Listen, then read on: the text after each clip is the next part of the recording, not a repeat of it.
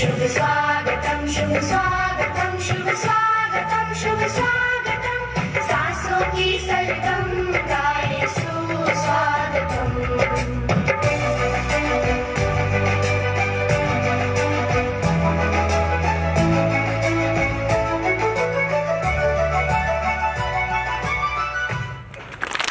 ખૂબ ખૂબ આભાર સાહેબ।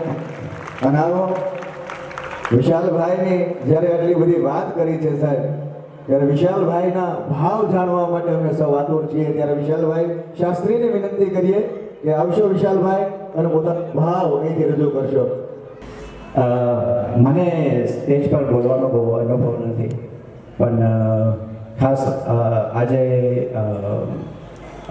સ્કૂલનું જે લોકાર્પણ કરી રહ્યા છે એ મારા માટે સૌથી મોટું ઇન્સ્પિરેશન આપણા શ્રી કેશુભાઈ ભગત જે છે, એમનું આ જે કાર્ય છે એ બહુ આદરણીય છે।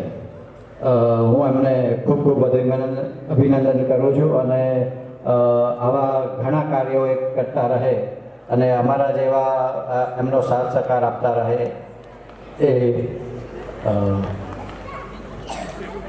એવી શુભેચ્છાઓ। Thank you so much. વિશાલભાઈ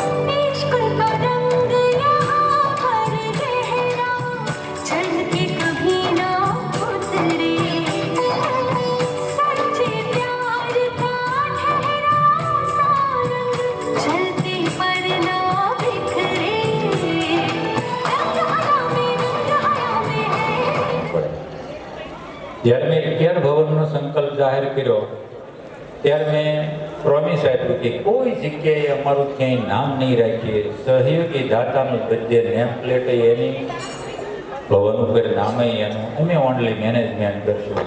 જેવું મેં જાહેર કર્યું એટલે 4 ભવનના દાતા ત્યાં જ મને મળી ગયા. ચોથા ભવનનું લોકાર્પણ હતું તો 11 સહયોગી દાતા મળી ગયા. 11નો સંકલ્પ હતો, હજી ચાલુ હતું, કાર્યક્રમ ચાલુ હતો.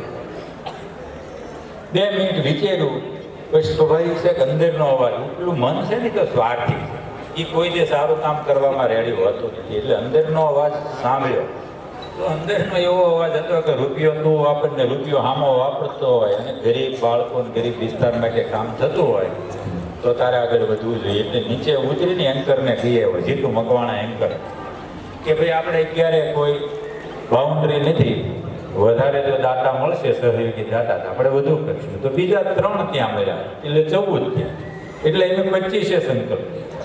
ઇન બિટવીન અમારે ગોવિંદ કાકા ધોળે ગયા છે. ગોકુલ અષ્ટમી દિવસે ફોન આવ્યો, કેશુભાઈ કાલ ઘરે આવો, કામ છે. અમારું કામ પત્યું એટલે મેં એને પૂછ્યું, કાકા આ કામમાં કેમ કરાય? તો મને કે તમારે આમ સહયોગી દાતા મળી રહે. એ તો મળી રહ્યા છે. મને એનું કહેવાનું એમ થયું, આપણા જ પૈસા સીધા જ ગરીબોના ઉત્થાન માટે, કોઈ મિડલમેન નહીં, કશું જ નહીં, કોઈ વહીવટી ચાર્જ નહીં, આમાં આગળ વધાય. એટલે 51 સંકલ્પ. 51 થી બહુ દૂર હતા. ઇન બિટવીન એક કપલને હું ચાર્ટર એકાઉન્ટ હતા એને આમંત્રણ આપ્યું. એ કપલ લોકાર્પણમાં આવ્યા, ધરમપુર બાજુ કપરાડામાં લોકાર્પણ. એ તો કોઈ દિવસ આદિવાસી વિસ્તારમાં ગયેલા નહીં, ગરીબાઈ જોયેલી નહીં. આવ્યા પછી 4-5 દિવસે મને ફોન આવ્યો, કેશુભાઈ ચા પીવા. હું ગયો. મને કે उनसे हिंदी भाषी था, उनसे बढ़िया कोई काम नहीं होता है. मेरा एक आपसे आग्रह है 108 का पंच.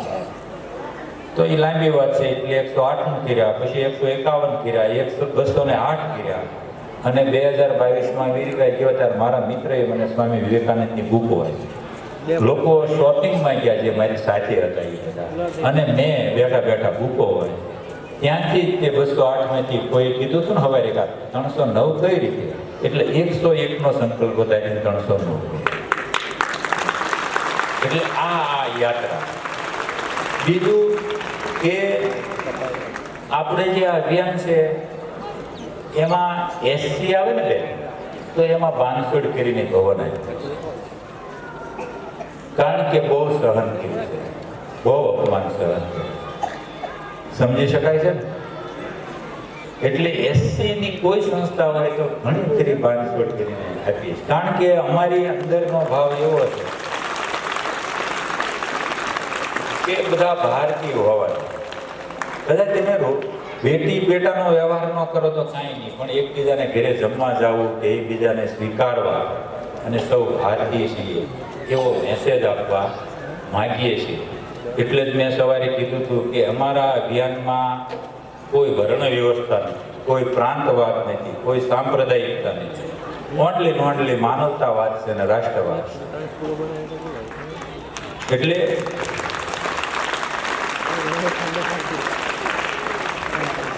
હવે બીજી વાત રહી કે સાહેબ ક્યાં ગયા પ્રમુખ. પેલું મને પ્રોમિસ આપ્યું 7 વાગ્યાનું હવે પૌષ્ટિક આહારી પરફેક્ટ ચાલુ છે. બાળકોને પૂછું તમને એમ થાય મારી પર વિશ્વાસ નથી, આમ લાઈટ તો દેખાય છે બાળકોમાં, એટલે એક વખત આયોજકો ઉપર તાળી માટે થઈ જાય, આપણે તાળી પાડો.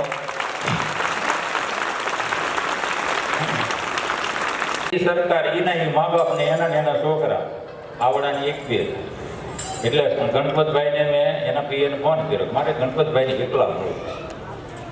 તો સુરત સર્કિટ હાઉસમાં આવ્યા એટલે મને બોલાવ્યો, અમે બે એકલા જ બેઠા. ત્યારે 900 પછી 1500 કર્યા. મેં ત્યારથી 3000ની ડિમાન્ડ રાખી, પછી 2160. હવે ઇન બિટવીન મારા ધ્યાનમાં આવ્યું કે આશ્રમ શાળામાં લગભગ 48 વર્ષ જૂનું મેન, એના ખાસ રાજકીય મહાનુભાવોએ ખાસ સાંભળવાનું, 48 વર્ષ જૂનું મેનું ભોજનનો ટાઈમ એ જ તે. અને જે માફ કરજો, અહીં બધા સંચાલકો બેઠા હોય, આંખે દેખો એ અહેવાલ છે એટલે વળી મને માફ કરજો પેલા છે, કારણ કે ખાસી વાત કેવી અઘરી નથી, પણ હવે આપણે કામ કરવું છે એટલે બાકી કોઈની હાડી બહાર નથી, પણ મારે કામ કરવું છે ને એટલે તકલીફ છે. કામ ન કરવું હોય ઘરે ઉભી હોય તેમ મારે ઉકેલ લેવાના, પણ મારે આ વિસ્તારમાં ફરી આવવાનું છે અને કામ કરવાનું છે. આપણે બધાએ સાથે રહી કરવાનું. એમાં ટીચરો આવી ગયા, સંચાલકો આવી ગયા, રાજકીય મિત્રો આવી ગયા અને સામાજિક મિત્રો આવી ગયા. તો શરૂમાં અમે સ્થળ તપાસ માટે હું પોતે જ આવ્યો સાહેબ. બાવાને તમે શું કહો? ઓલા બાવાને ઝાડા મળે ને એ સારું ગણાય. હું આ 2015ની 14ની વાત કરું છું. ઝાડા મળે ને ઝાડા એ સારું કહેવાય. બાકી કંઈક જીવાત પણ મળે. અમે જઈએ એટલે પહેલા કોઠારમાં જ જવા કે ભાઈ અનાજ કરિયાણું જ જોવા. પછી જમવાને ટાઈમે જાય. ખૂબ આમ દુઃખ થાય. ઇન બિટવીન હું એક સંસ્થાનો પ્રમુખ બન્યો. એનું નામ છે પ્રવેશા પ્રતિષ્ઠાન માલેગાંવ, એટલે ડાંગા. અમારે કુલ 600 વિદ્યાર્થી અને 100% ડોનેશનથી ચાલતી સંસ્થા. એટલે દર 3 મહિને હું હિસાબ લઉં કે કેટલો ખર્ચ આવે છે આશે છે. આની પાસે સરકારને હું વધારે ગ્રાન્ટ ફાળવવા માટે મહેનત કરું. તે દરેક પ્રવચનમાં હું કહેતો કે ભાઈ કોઈનું બાળક આ સભામાંથી 15 કલાક ભૂખ્યું રહેશે તો ઊંચી આંગળી કરો. તો 6 વર્ષમાં કોઈએ ઊંચી આંગળી કરી નહીં. તો મેં કીધું આ બાળકો 15 કલાક ભૂખ્યા રહેશે. પછી હું એવું બીજી ચેલેન્જ કહું, ભાઈ તમારા દાયરામાં કોઈ ભિખારીનું બાળક ભૂખ્યું રહેશે 15 કલાક, તોય હજી સુધી 6 વર્ષમાં ઊંચી આંગળી થઈ. પછી હું એમ કહેતો કે 48 વર્ષમાં આપણે પોતે કેટલા બદલાણા હોય. 48 વર્ષ પહેલા આપણે શું કરતા હતા, શું ખાતા હતા, શું પહેરતા હતા, કેવી રીતે રહેતા હતા, કેવી રીતે મુસાફરી કરતા હતા, અને આજ શું કરીએ છીએ. 50 વર્ષ પહેલા ભારતની શું સ્થિતિ હતી, આજે શું સ્થિતિ છે. આ બધી વાત કરીને બાળક ઉપર વાત લાવો કે આજે 50 વર્ષ પહેલાનું એનું એ ટાઈમિંગ. એટલે મારું કહેવાનું હતું કે 7 વાગ્યામાં પૌષ્ટિક આહાર બાળકને જોઈએ. ગજવામાં હું હિસાબ લઈને આવતો કે એક બાળકને કેટલો જમવામાં બીજો ને ત્રીજો ખર્ચ લાગે. એટલે ચેલેન્જ પણ કરતો કે તમારે એવું હોય તો 6 મહિના અમને ગ્રાન્ટ આપી દો. એ કરતા કરતા ગણપત કાકા ગામી ગ્રામ સેવા સમાજ 7 મિત્રો આવ્યા. એની ક્રિસ સંસ્થા છે, એને લગભગ 7 ભવન બનાવ્યા છે. એમાં 8મું ભવન પાસ કર્યું ને ત્યારે મળવા બોલાવ્યા. એટલે હું બીજી ત્રીજી વાત કરતા જમવાની વાતો કરી આવ્યો. એટલે કાકાનું મગજ હટી કે તમે અમને ગાલ દેવા જ બોલાવ્યા છે. એટલે તરત એની બાજુની ખુરશી હું બેઠો. મેં કીધું કાકા તમને તમારો દીકરો ક્યારે પગે લાગ્યો? 82 વર્ષની ઉંમર હતી કાકાની. સંસ્કાર જ નહીં મળે ને કે. તો મેં કીધું તમારો સ્ટાફ તો દીકરોનો લાગે કે શું ભાઈ સ્ટાફ ક્યાંથી લાગે? મારી પહેલા એ ઓફિસે આવી ગયા ને તે હું એને પગે લાગ્યો હતો. મેં કીધું કેશુભાઈ તમને પગે લાગ્યા જ ને વળી કે. એટલે મેં એને પૂરતું આપવાય નહોતું ને ઉપર ગજવું હતું. એ ગજવું પગે. મેં કીધું હું તમારું પ્રોવિડન્ટ ફંડ માગું છું, પેન્શન માગું છું, 2160 સરકારના આવે એ વ્યવસ્થિત વાપરવાની વાત કરું છું, અને મારા માટે માગું છું. તમે કીધું સાથે આદિવાસી જતા માફ કરજો, ઉજળિયા ઠારા છે એવું ક્યાંક માની લેવાનું નથી. એટલે આ તો પાસનગર વળી બીજો પ્રોબ્લેમ થાય. મેં કીધા તમે સાથે બેઠા છો, એ તમે આજે આપણા બંધારણના ફાયદા લઈને અધિકારી બન્યા છો તમારા સ્વબળે એક કે બોલે ચાલે. તો મેં કીધું તમારી ફરજ નથી. આધ્યાત્મિક રીતે ભારતના એક નાગરિક તરીકે બધા જ બાળકો અમારા છે, પણ તમારા બાળકો એ નથી. એના માટે મારે કહેવું પડે. હું કહું છું તમને કેમ ભાઈ ખરાબ લાગે છે? મેં કે આપી દો 6 મહિના અમને ગ્રાન્ટ. તમારા બાળકોનું વજન ન વધારી દઈએ તમે કયો એ હારી જાવ, સાક્ષી તમે કયો એના એ ગણપત કાકાએ ત્યાં જ બેઠા બધે ફોન કરી દીધા. વળતે જ દિવસથી એને 6500 6,500 બાળકો 30 સંસ્થામાંથી હતા. વળતે દિવસે જ એને સવારમાં 7 વાગ્યામાં પૌષ્ટિક આહાર ચાલુ કરાયો. ભાઈ હું તો પ્લેટફોર્મ 5-6 વર્ષથી ગોતતો હતો, મને પ્લેટફોર્મ મળી. અત્યારે 30,000થી વધારે બાળકોના ફૂડમાં ફેરફાર કરાવી શક્યા છીએ. એ એમ નથી કરાવી શક્યા સાહેબ, તમારા બધા સંચાલકોની મહેરબાનીથી હો. અને મારું મારું હજી તમને કહેવું છે કે ગ્રાન્ટ વધારો ને કડક થાવ. ઓનલી મફતમાં ગ્રાન્ટ નહીં વધારતો, કડક થવાની બહુ જરૂર છે. તુષારભાઈ માફ કરજો, હું મારા માટે નથી કહેતો. ગ્રાન્ટ વધારો ને કડક થવાની જરૂર છે. આ આંખે દેખ્યો એ હવાલ છે. કોઈ મહેમાન આવીને વાત કરી ગયો એવું વાંચીને નથી બોલતો, કોઈ વાત કરી સાંભળીને નથી બોલતો. અનુભવની વાત. ગ્રાન્ટ વધારવાની જરૂર છે ને કડક થવાની જરૂર છે. કારણ કે 2160 હજી ઓછા મને લાગે છે. 3000 તો હોવા જોઈએ, પણ કડક થવાની જરૂર છે.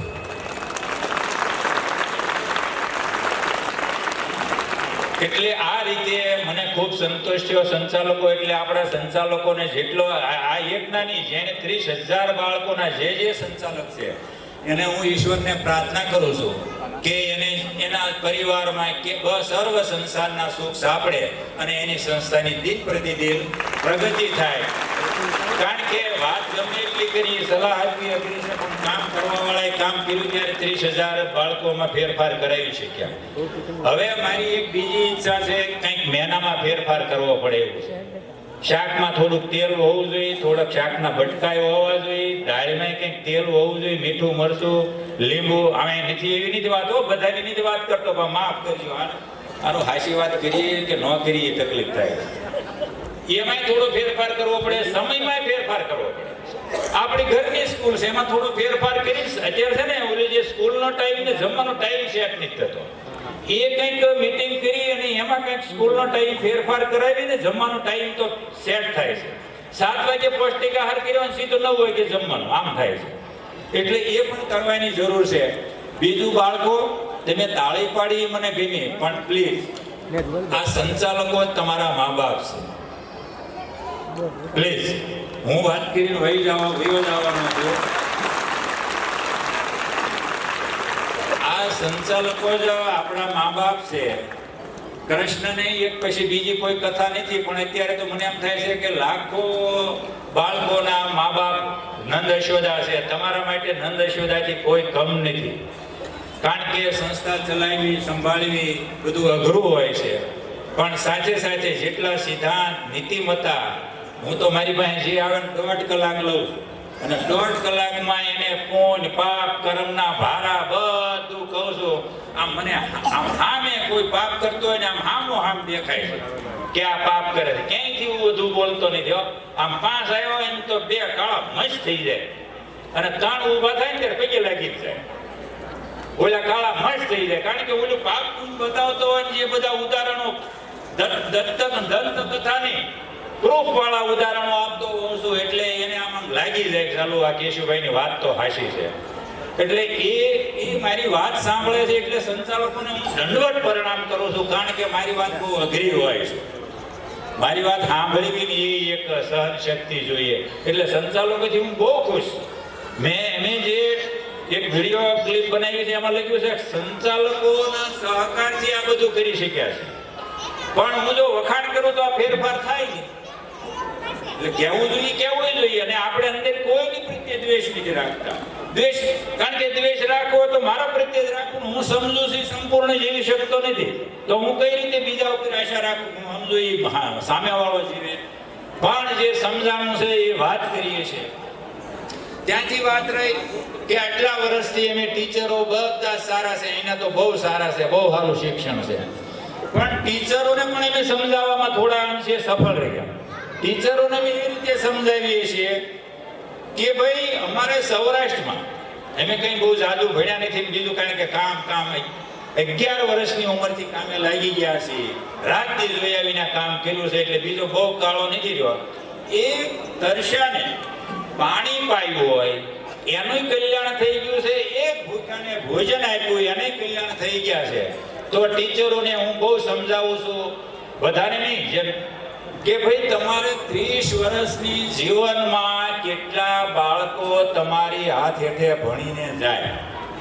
મા બાપે સમજો 2 પેદા કર્યા, 5 કર્યા વિદ્યા, પણ તમારે તો 30 વર્ષમાં કેટલા બાળકો તમારી પાસેથી જ્ઞાન અને શિક્ષણનો ઉજાસ લઈ જાય. સમય જે આપવાનો એ આપવાનો છે, સેવા કરવાની સારી સેલેરી મળે છે, અને વધુ હજી સારી મળે એ ઈશ્વરને સરકારને પ્રાર્થના કરીએ. પણ ઓનલી ભાવ ફેરવવાનો છે, ભાવ. કે આપણા બાળકો માટે આપણે કેટલા દૂર રહીએ છીએ, એના શિક્ષણ માટે કેટલી ચિંતા કરીએ છીએ, એની લાઈફ માટે કેટલી ચિંતા કરીએ છીએ. અને એ બાળકો જે ભણે છે કે આપણે સારા મકાનમાં રહીએ છીએ, એ ક્યાંથી રહીએ છીએ, ક્યાંથી ભણે છે, તો આપણને સેલેરી મળે છે એમાં. એ સેલેરી શેના માટે મળે છે કે આપણે બાળકોને ભણાવીએ છીએ એમાં. એ બાળકો કોના છે તો આપણી સંસ્કૃતિ કહે છે કે ઈશ્વરના સંતાન છે, ગરીબના સંતાન છે, શ્રમજીવીના સંતાન છે, નિરાધાર બાળકો છે, એની કોઈ ભાષા નથી, કોઈ અવાજ નથી, એનો કોઈ વિરોધ નથી. આવા જે ઈશ્વરના સંતાન, આ બાળકોને તમને 30 વર્ષ સુધી જે ભણાવવાનો મોકો મળ્યો છે, આમાં તમે પોતાનો જરાક ભાવ ભેળવી દો કે આ બાળકોને ભણાવું છું, ઈ સેલેરી ઉપરથી મારું ઘર હાલે છે ને મારા બાળકો ભણે છે, અને આ મારા જેવા બાળકો છે એવા આ કોકના બાળકો છે. અને સેવા કરવાની નથી, પણ જરાક ભાવ, આપણી સંસ્કૃતિ ભાવ પ્રધાન છે.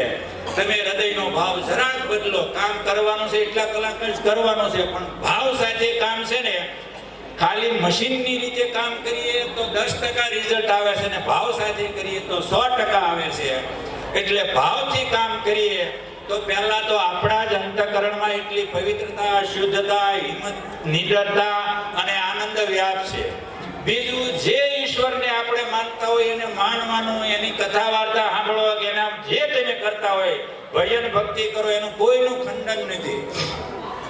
પણ મારો એવો અનુભવ રહ્યો મારી આધ્યાત્મિક યાત્રામાં, 30 વર્ષ સુધી જે પોતાના ભાવ સાથે આવા ગરીબ બાળકોને ભણાવે, એને 68 તીરથ કરવા જવાની ક્યાંય જરૂર નથી, ક્યાંય જરૂર નથી. આના માટે કોઈ બહેસ કરવા આવે ને આવે. તીર્થસ્થાન છે ને એટલા ગંદા થઈ ગયા છે ને, એટલે એની હવે તીર્થના દર્શન કરવા જવાની જરૂર છે. એટલે તમારા ચરણોમાં દર્શન કરવા આવે. આવા ભાવ સાથે અમે ઘણા ટાઈમથી આમ ટીચરો હારે આત્મીયતા કેળવવાની કોશિશ કરીએ છીએ, એમાં પણ ઘણો બદલાવ લાવી શક્યા. એટલે આ રીતે આ જે કામ ચાલે છે એ હવે આમાં એક સ્વાગું ઉમેર્યું છે કે ભાઈ વિચારોની ક્રાંતિ. કારણ કે વિચારોની ક્રાંતિ સિવાય શિક્ષણથી કશું ભલું થવાનું નથી. આર્થિક ઉપાર્જન થશે પણ એમાં રાષ્ટ્ર મહાન નહીં બને, માનવય મહાન નહીં બને, મશીન બનશે, ખાલી હાડ પિંજરો જીવતા. એટલે અમે વિચારોની ક્રાંતિનું એક અભિયાન છેડ્યું છે. અને એ તમે મને પ્રોમિસ આપો છો, તમે કઈ સેમિનાર રાખશો સાહેબ, ઊભા થઈને આપો તો મેળ પડે. એની ઉઘરાણી કોણ કરશે ભાઈ? કર્મયોગી. ઊભા થાવ તો થાય. બરાબર. એક સેમિનાર, સવારના નાસ્તાના ખમણ લઈને અમારા માણસો આવશે અને બપોરના ભોજનમાં કળીને શું કહો તમે?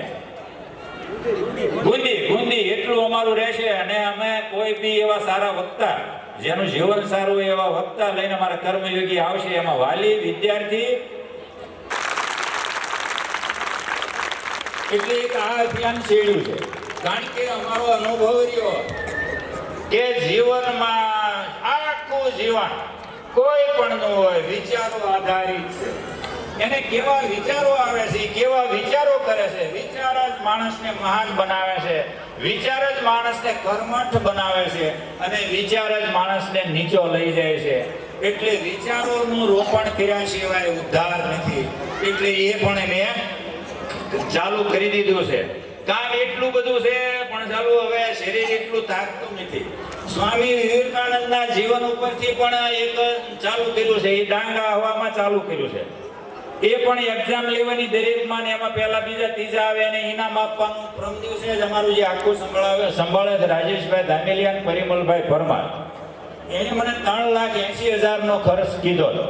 મેં એને કીધું 25,000 ખર્ચ વધુ થાય ને તો કરજો, પણ જે તમે શીલ્ડ આપો ને બાળકોને, એને ઘરે જાય તો રોજ એને યાદ રહે અને આમ ભાંગી જાય એવું ન આપતા. એટલે તરત એ 5 લાખ બજેટ લઈ ગયા. કાલ મારી ઓફિસથી 5 લાખ મગાવ્યા.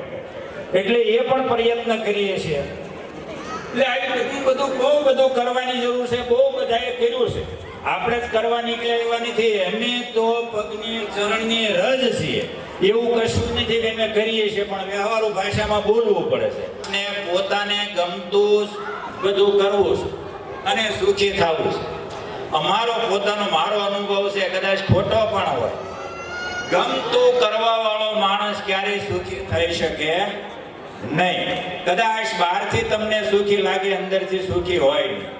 સફળ કોઈ પણ જગ્યાએ સફળ જે માણસે જવાનું હોય એને સમાજને શું ગમે છે, પરિસ્થિતિને શું ગમે છે, વ્યવહારને શું ગમે છે, એને અનુરૂપ જીવન જીવવું એ જ માનવ જીવન છે. બાકી તો પશુ આપણી કરતા હારા. એટલે વાલીઓને પણ મારી રિક્વેસ્ટ છે કે તમે આ વ્યસનમાંથી ઉપર આવો, બાળકોની થોડી કેર લો. ઘણી જગ્યાએ આશ્રમ શાળામાં જોઈએ છે તો ઘરે જવાના પૈસા પણ બાળકો પાસે નથી હોતા, એ આશ્રમ શાળા વાળાએ આપવા પડે છે. આ કેટલી કઠણાઈ છે. આવી ગરીબી ભારતમાં નથી. આ ગરીબી આપણી ઉપાર્જન છે, આપણે પેદા કરી છે. કારણ કે આપણે કામ કરવું નથી, કરવું છે તો ઓછું કરવું છે, કરવું છે ને ઓછું નથી કરવું, તો આપણે અંધશ્રદ્ધામાં વ્યસનમાં વાપરી નાખીએ. એટલે બાળકોની કેર લેવાતી નથી. આમાંથી બધેથી ઉપર આવવું પડશે. સવિશેષ મારો એ પણ અનુભવ રહ્યો છે કે કોઈ મને ખરાબ મત લાગે હોય, 100% વાત નથી કરતો, 50% વાત કરું છું કે મને ભારતમાં જાગૃત નાગરિકો હોતા છે, આવો મારો અનુભવ રહ્યો છે.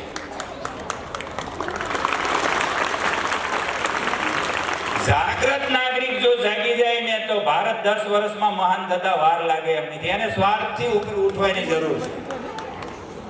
રિયલી સ્વાર્થથી ઉપર ઉઠવાની જરૂર છે. જાગૃત માણસો આહુતા છે. અમારા સૌરાષ્ટ્રમાં કહેવત છે કે ભાઈ જાગતા પથારી પલાળે એનો કોઈ વિકલ્પ નથી. એને કઈ રીતે સુધારી છે? રિયલી એમાં સામાજિક લીડર આવી ગયા, રાજકીય લીડર આવી ગયા, શિક્ષણવિદ આવી ગયા, પત્રકાર આવી ગયા, ચિંતકો આવી ગયા, લેખકો આવી ગયા. બધાની વાત છે. 100% નથી, 50%ની વાત છે. 50% બહુ હારા છે, દેવ જેવા છે. એ જો થોડુંક સ્વનું નહીં ને સર્વનું વિચારતા થાય કે ભાઈ હું જે કંઈ રાજકીય નેતા હોય, સામાજિક નેતા હોય કે બિઝનેસમેન હોય, એ સામે પબ્લિક છે ત્યારે હું નેતા છું. બીજાની મહેનત છે કે ભાઈ હું કોઈની પાસે પૈસા છે તો હું પૈસા ઘરે પાકે છે. પૈસા પૃથ્વી જળ તેજ વાયુ આકાશને કોઈ એનો સહકાર લેવો પડે છે, અથવા તો એને નુકસાન પહોંચાડીને પૈસા મળે છે. ત્રીજું કોઈને કોઈ અંશે કાંઈ ને ક્યાંય ડાયરેક્ટ ઇનડાયરેક્ટ શોષણ થતું હોય છે. એટલે પહેલા તો પૈસા આપણા છે માની લેવું એ મને બહુ મારી સમજણમાં મને એવું આવ્યું કે બહુ ભૂલ ભરેલી વાત છે. કોઈ પણ નેતા કે કોઈ પણ સામાજિક લીડર, એ લીડર આપણો સમાજ છે ત્યારે છે, તો પછી આપણા સમાજને ઉપર ઉઠાવવાની બહુ જરૂર છે. એ ક્યારે ઉપર ઉઠે? આપણે પહેલા સ્વાર્થમાંથી બહાર આવવું પડે અને આપણે દ્રષ્ટિ વિશાળ રાખવી પડે, સહન શક્તિ વિશાળ રાખવી પડે, કર્મઠ માણસોને આગળ કરવા પડે. આપણને ગમતાને આગળ કરીને મેં બહુધા સંસ્થામાં એ જોયું, સાહેબને કીધું હતું કે બધી આ આશ્રમ શાળાઓમાં છે ને એમાં એ બહુ મોટું એક દરદ છે કે પોતાના પરિવારના સભ્યો જ બધું કરતા હોય. તું કાળો છો, તું કાણો છે કે કોણ? એટલે એમાંય પણ બદલાવ લાવવાની જરૂર છે. હું સરકારને કહું છું, તુષારભાઈ, એમાંય બદલાવ લાવે. પરિવારનું ટ્રસ્ટ હવે એને કે કોણ? કાહગાવાળું ટ્રસ્ટ એને કે કોણ? એમાંય કંઈક કલમ લાવીને તો કંઈક કરવાની જરૂર છે. આ અમારા અનુભવ બોલું છું. કારણ કે આપણે કોઈ પણ હિસાબે ભારતને ઉત્થાન કરવું છે, ગરીબોનું ઉત્થાન કરવું છે, રાષ્ટ્રનું મજબૂત કરવું છે, અને આવી નિરાધાર ને નિમાણી પ્રજાને આપણે ખમીરવંતી પ્રજા પેદા કરવી છે, તો આ થશે. બાકી વાતો કરીએ થશે નહીં. એટલે આપણે બધાએ પણ બહુ કામ કરવાની જરૂર છે. બસ આપણે બીજું કશું જ નહીં છોડવાની જરૂર. આપણે અહમ થોડો ઓછો કરવાની જરૂર છે, જાગૃત નાગરિકની વાત કરું, અને થોડો સ્વાર્થ ઓછો કરવાની જરૂર છે. તો મને એમ જ લાગતું કે ભારતને પ્રકૃતિ બહુ આપી છે, ઈશ્વરે આપવામાં કાંઈ બાકી નથી રાખ્યું. જે કંઈ છે એ આપણે જ બધા વિઘ્નો નોંધ્યા છે, એ વિઘ્નો આપણે જ હટાવવા પડશે ને આપણે જ કંઈક કરી બતાવવું પડશે. અને આ એરિયામાં લાખો માણસો હિન્દુસ્તાનના ઉત્થાન માટે કરોડો માણસો કામ કરે છે અને રાત દિવસ કરે છે. પોતપોતાની રીતે લાખો ટ્રસ્ટો કામ કરે છે, કરોડો કાર્યકર કામ કરે છે. એ બધાના ચરણમાં વંદન કરીએ અને જેટલા ધન્યવાદ આપીએ એટલા ઓછા છે. સવિશેષ છેલ્લે આપણે ભાઈને જે શ્રદ્ધાંજલિ આપી સ્વ મુકેશભાઈ માધુભાઈ વાણિયા, એમનો પરિવાર જે હોય તે એ થોડું સાંભળે કે ભાઈ મારો સગો ભાઈ 56 વર્ષની ઉંમરે 6 વાગે એટેક આવ્યો, સવારમાં 8 વાગે જતો રહ્યો. એના ત્રીજા જ દિવસે લોકાર્પણ હતું. મારા પરિવારે ભેગા થઈને મને કીધું કે કોઈનું અક્ષરવાસ કે સ્વર્ગવાસ થાય ત્યારે સારું કામ કરવાનું હોય, તો આનાથી સારું કામ હોય શું? એટલે જે કોઈ આના સગા સંબંધી બેઠા હોય નેગેટિવ નહીં વિચારતા. આ એને શ્રદ્ધાંજલિ છે. 400 થી ઉપર બાળકો માટે રહેવાનું જે ભવન બન્યું છે અને એની સાક્ષીમાં આટલા મહેમાનો અને આટલા બાળકો, નિર્દોષ બાળકોની સાક્ષીમાં એને શ્રદ્ધાંજલિ આપી અને આવું પવિત્ર કાર્ય થયું. એટલે એના આત્માને શાંતિ મળી જ હોય અને મળી જ હોય. એટલે કોઈ ટૂંક રૂઢિથી ઉપર ઉઠી અને જે બેન આચાર્ય પ્રિયંકાબેન, તમે જે તમારા ભરથાર ગુમાવ્યા છે એ અમે પાછા નહીં આપી શકીએ, પણ તમને અમે એટલું તો કહીશું કે તમારે જ મનથી મનોબળ મજબૂત રાખી અને આ પ્રકૃતિનો નિયમ છે. આ કોઈનું મોડું વિસર્જન થાય, કોઈનું વહેલું થયું. ભાઈ બહુ વહેલા છે. વાત બધી હાશી. આપણે જો હું વાત કરવા જાઉં તો મને આંસુ આવી જાય, પણ પ્રકૃતિના નિયમ બદલતા નથી. અને સુખી થવું હોય અને જો શાંતિથી જીવવું હોય તો પ્રકૃતિના નિયમ સ્વીકારવા જ રહ્યા અને રૂઢિમાંથી બહાર આવી અને ઈશ્વરના ચરણમાં પ્રાર્થના કરવાની. અને તમારે જ તમારી જીવન જીવવાનું છે, કોઈ બીજું જીવી નથી દેવાનું. એટલે તમારે જ મનોબળ મજબૂત રાખીને જીવવાનું છે. બાકી તમને બીજી બધો સપોર્ટ કરશે, પણ મન તમારું છે, બુદ્ધિ તમારી છે, ચિત્ત તમારું છે, એ મજબૂત તમે જ રાખી શકો. એ કોઈની તાકાત નથી. નહીં દીકરો રાખી શકે, નહીં મા બાપ રખાવી શકે, નહીં પાડોશી કોઈ પણ. એટલે તમારું મન મજબૂત હશે. પણ આવા પહેલામાં જે એમને શ્રદ્ધાંજલિ આપી એ બદલ ઈશ્વરને પ્રાર્થના કરીએ. છેલ્લે એક કાઠિયાવાડી દુહો છે. એ દુહો છે કે ભાઈ સ્વર્ગથી સોહામણું અને માણસને મૃત્યુ લો, પણ બે ત્રણ વાત દોયલી એ ઓલું મરણ ને વિયો.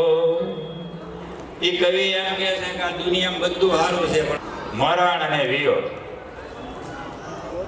એટલે એ તકલીફ છે, પણ એ તકલીફને ખમીરતાથી, હિંમતથી મન મજબૂત રાખી અને ખાળવાની છે. બાકી તો જે કંઈ અત્યારે બોલ્યો એ જે કંઈ મારી ભૂલ હોય તો મને માફ કરજો, કારણ કે એક મારી પૂરું જ્ઞાન ન હોય, બીજું મારો સ્વભાવ કંઈક ભીળો હોય અને ક્યાંક અહમ પણ ભીળ્યું હોય. આ ત્રણ વાત કરી નાખજો. વળવા દીધું નથી, પણ છતાંય હવે તમારી સમજણ શું હોય, મેં હું વાત કરી એટલે માફી માંગુ છું. બાકી આ મેં વાત કરી આટલા વર્ષના અનુભવે કરી છે, વાંચીને નથી કરી, સાંભળીને નથી કરી, અનુભવે કરી છે. અને સુખી થવાનો આ જ રસ્તો છે એવું 100 ની લાખ ની કરોડ વાર હું તમને કહી શકું છું. બાકી તો ઈશ્વરના ચરણમાં પ્રાર્થના. સર્વનું મંગળ થાય, સર્વનું ભલું થાય. જય હિન્દ, જય ભારત. तुम खड़े खड़े क्या देख रहे हो? डॉक्टर को जल्दी फोन करो। डॉक्टर साहब जल्दी आइए, पता नहीं मेरी बेटी को क्या हो गया है। एक और शिकार। तुम्हारे 5000 FB फ्रेंड होंगे, लेकिन तुम्हारे एक भी फ्रेंड तुम्हें बचा नहीं सकते। वीर शक्तिमान।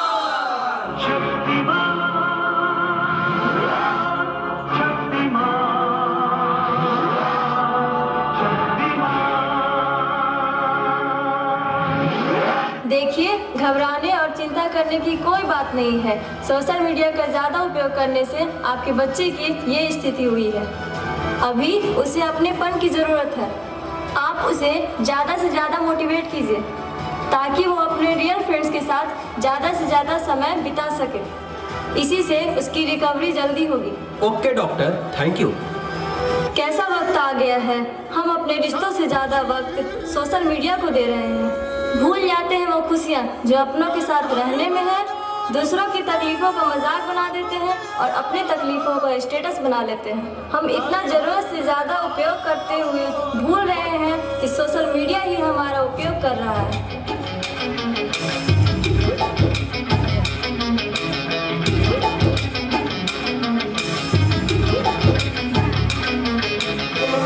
घायल परिंदा है तू, दिखला दे जिंदा है तू, बाकी है तुझ में हौसला। तेरे जुनून के आगे अंबर पनाहे मांगे, कर डाल तू जो फैसला।